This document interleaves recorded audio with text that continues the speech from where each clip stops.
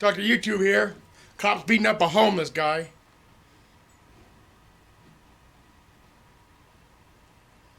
Homeless guy didn't do nothing.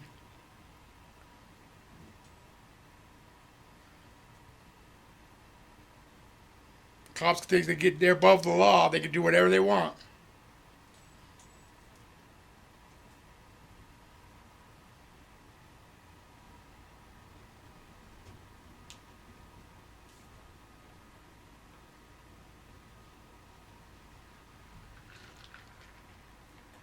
This behavior is unconscionable, and if not for the video camera to record what happened, we might actually believe that Ahud attacked the police officers, and he never did. He's charged with felonies. He's charged with all kinds of crimes.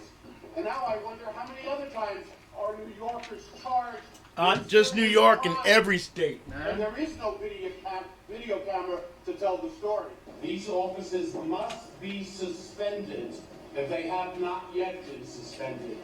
They cannot be out there protecting the public. We need to be protected from them.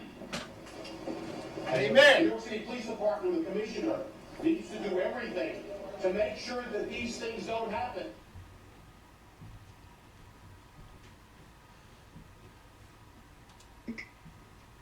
At 11. We're going to turn now to another high-profile court case, and prosecutors releasing potentially explosive evidence tonight against a New York City police officer on trial for beating a man with his baton. That alleged victim, an Iraqi war veteran. Eyewitness News reporter Carolina Lead is That's also how it is in with America. our next story. Carolina. Well, Liz, right now prosecutors are relying on this piece of video because the alleged victim cannot be found. Nobody is disputing the beating itself, but whether this was police brutality and whether the officer tried to cover it up.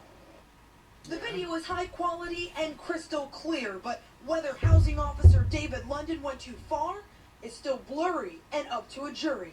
The video taken from security cameras Not shows blurry. the 45-year-old housing cop beating an Iraq war veteran with his baton. It happened at an Upper West Side public housing development. The alleged victim, 28-year-old Walter Harvin, had just returned from Iraq and was at his mother's apartment complex. First, Harvin is seen shoving and scuffling with Officer London. London then reacts by swinging and bashing Harvin with that baton, even beating the ex-soldier after he's cuffed. Prosecutors contend London tried to cover up the July 2007 assault, but the defense argues London did what he had to do.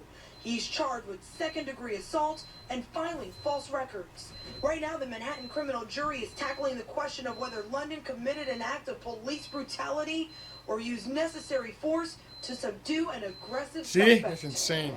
And this whole incident started because Harvin did not have a key to get into that building. The war veteran suffers from post-traumatic stress syndrome and again cannot be found. Therefore, prosecutors have to rely on that video because they don't have him to speak in court. If the officer is found guilty of that top count against him, he faces 7 years behind bars. Yes. Reporting live in Lower Nice. Manhattan, I'm Carolina Lead, Channel 7 Eyewitness News.